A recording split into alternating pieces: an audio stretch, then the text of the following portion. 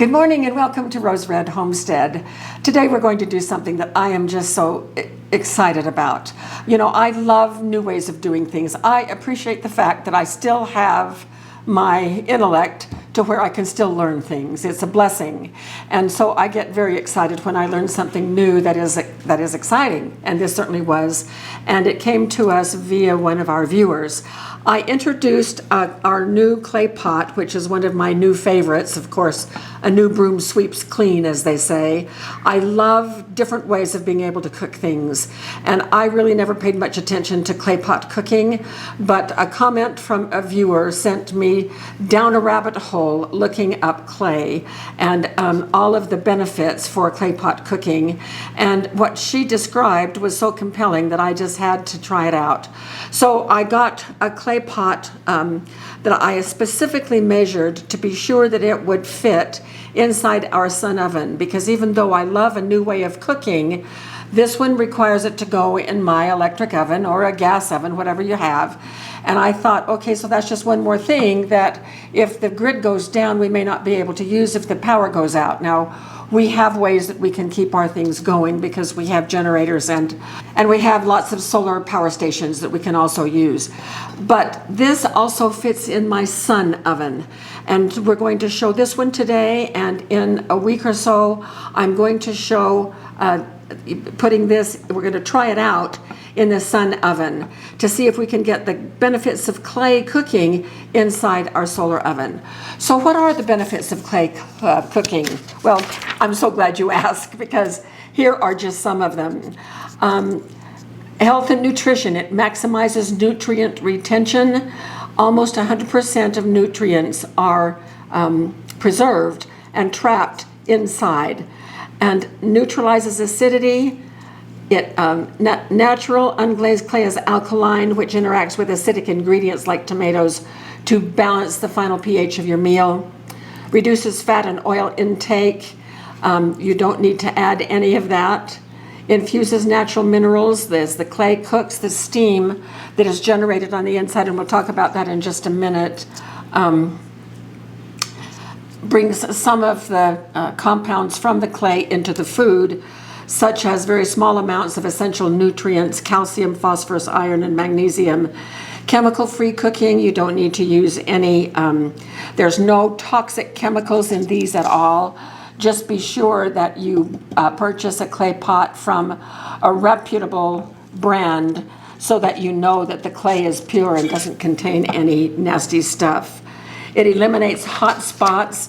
The whole clay pot heats up. It is superb heat retention. And then it just goes on and on. Eco-friendly choice, la da da da da. But what I really like about it is I have done now 2 meals in this. And I'm actually going to show them to you right now. The first one was our very first attempt, and it was cooked in the oven, and it was a roasting chicken.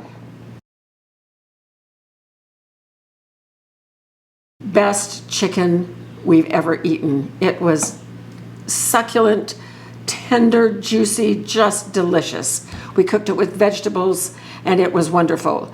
Then a few days ago, I tried a beef roast, just American style, with potatoes and onions and carrots, and it was fabulous. Tender, delicious, the same thing. So today we're going to be doing a pork loin. This is the first time I've done a pork loin in the clay pot, obviously. This is only my 3rd cook, but I'm surely liking it. Now, pork is a very friendly meat because it can take on many different flavors. We are going to go with chili peppers today, and this was a recipe that I found on a website called bewitchingkitchen.com. I'll give you the link for the recipe. I'm changing up just a couple of things. For one thing, my roast is bigger than what the recipe calls for, so I will be increasing some of the ingredients. So the first thing that we have to do, we're going to be using these ancho chilies. These are the fat black ones that used to be poblano green chilies. They're a mild chili, but once they are dried and blackened like this, they are called ancho. So I'm using 4. I'm going to be putting them right here. And we're going to stick these over in my ANOVA oven at 400 degrees and only for about 2 minutes. We're going to wake these guys up and then I'll bring you back. Okay, we woke them up all right. I'm blinking a lot. Now I'm just going to put them in this pan of very hot water, not boiling. And we're going to soak them for about 15 minutes.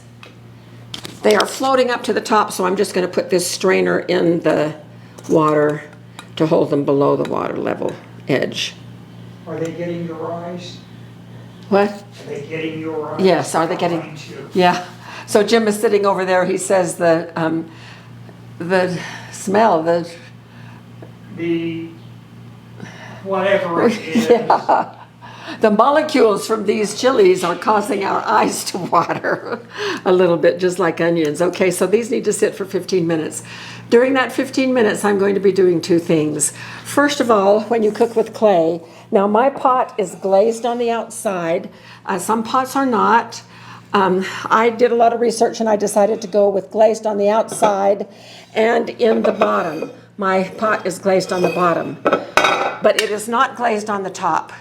Therefore, I need to soak this unglazed top for at least 15 minutes before we put it in the oven so that it can absorb water and then create the steam that is needed to cook the meat. So I'm going to go over to the sink right now and fill this with water and then chop the onions, and we will be back when we are ready to do the next step. All right, we are back. It's been 15 minutes. I have half of our onions in the bottom part of our clay roaster. The other half are right here.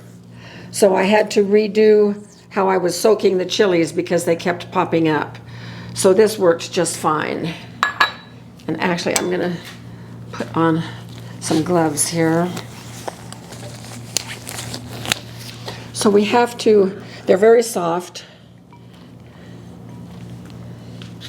Woo, making my eyes water. And you can see all of the seeds. We don't want those seeds. So I'm going to shake them over the wastebasket right here, see if we can dislodge them that way.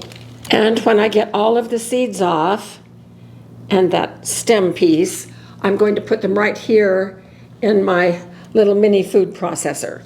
So I'm going to continue with this and I'll come back when we're done. All right, so let's make our chili rub.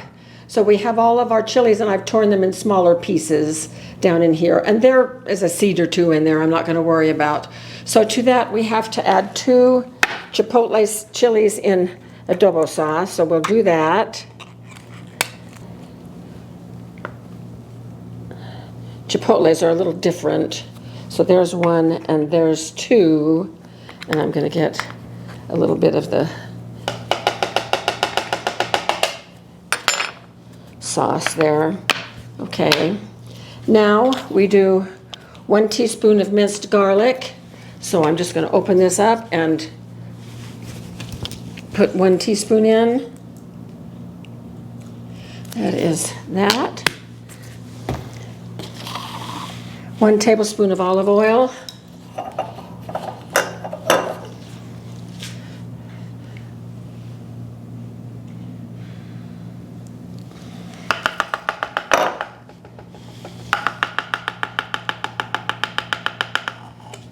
One tablespoon of ground cumin. I should have done the cumin first.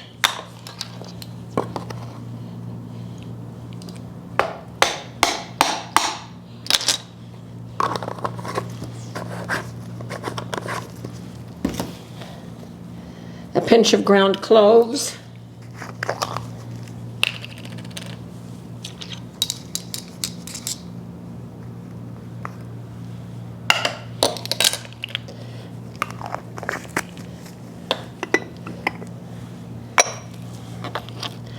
Teaspoon of pepper, 2 teaspoons salt,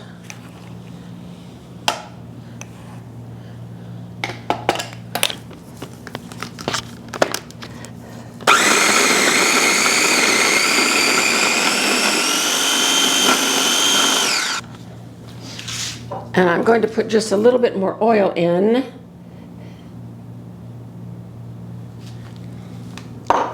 And we'll do it again.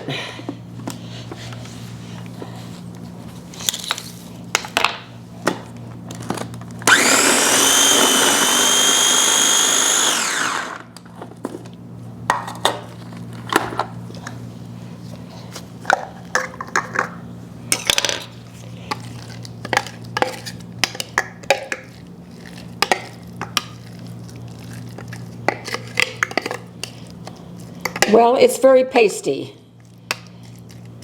So we'll see how this goes. All right, I'm going to clear the deck for a second and I'll be right back. So here is our pork loin. It's 3.5 pounds, which is a bit more than the recipe called for. And now what we do is we just pat this paste all over the top and the sides.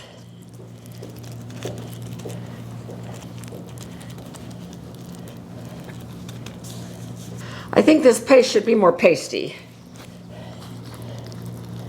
There's still little flecks of the chili skins, so we will see how this works out. All right, I'm now going to lift this right into our pot over those onions, gather up this paste that kind of stayed on the board.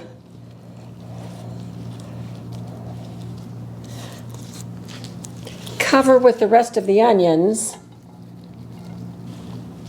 No liquid whatsoever. Ditch my gloves.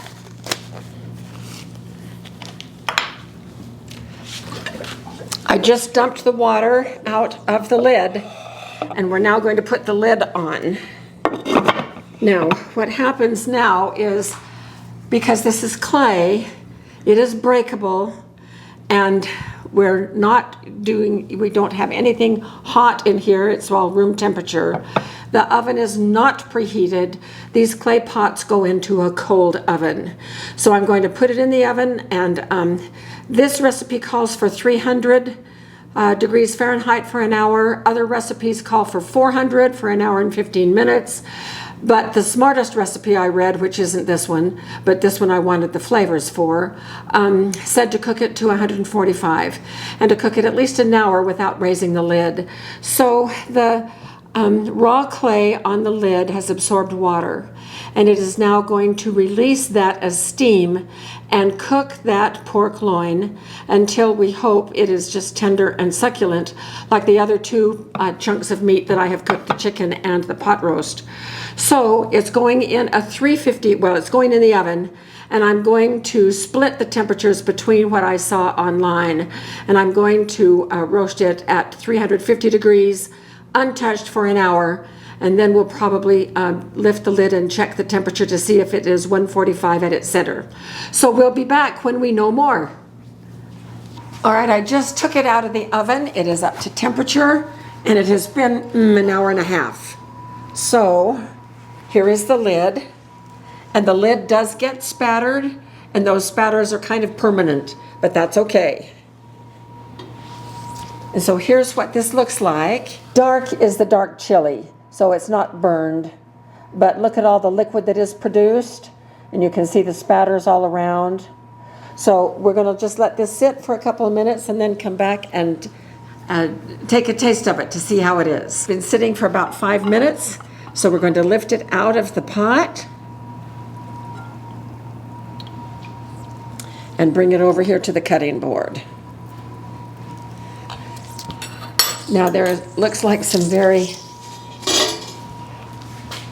very rich liquid here with the onions. So let's see that again. There we go. So we'll see about that. I'm not fond of the chili skins that are everywhere. I have an idea for that, but let's taste it first and see how it is.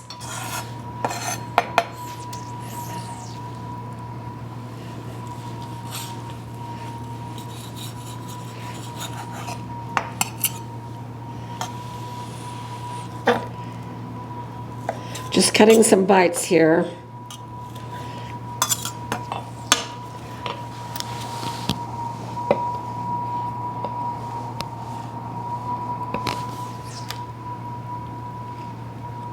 Oh my gosh.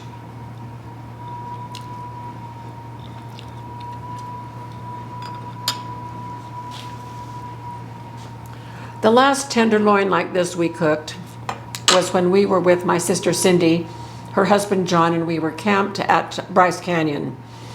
And we did it, if I'm remembering right, on our Traeger countertop up there when both of us, we had our trailers up there and we were fixing various meals. It was the toughest, nastiest piece of meat imaginable. And it was very off-putting to me to even ever want to try a pork loin again. This is amazing. It is so tender, so luscious. I cannot taste the chili. Now, one of the options is that you can allow this rub that we put over there to put it in the refrigerator and let it sit for 8 hours or overnight. We just elected to. One of the commenters on this recipe said they didn't bother to put it in the refrigerator for 8 hours, and it turned out wonderful. Well, and it did. I have an idea for the rub. I have used chilies in making sauces before, and they have not turned out with the big chunks of the chilies in them like that. And so I think what I would do is add just a little bit of tomato paste to it, and then maybe run it through a blender instead of a food processor until it was very smooth, so it would be a smooth covering. Now the edge pieces that have a little bit that were next to the rub, I do taste the chili. It's very mild and it's a delicious taste. So I'm pretty happy about this. I will be using this recipe again, but I am going to make sure that it is a total sauce instead of with all these lumps in it. But this turned out just great. I'm going to taste the broth.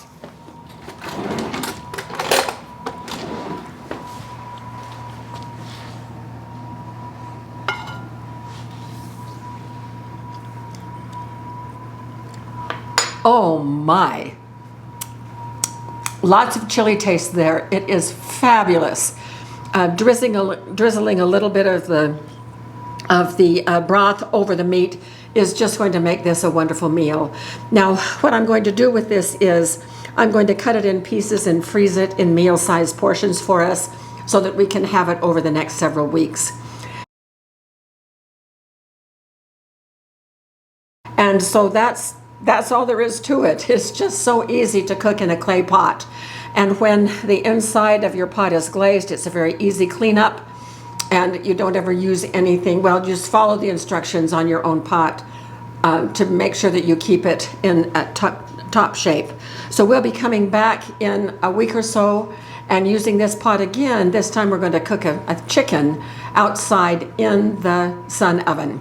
So thank you so much for being with us, and we will see you very soon for more videos.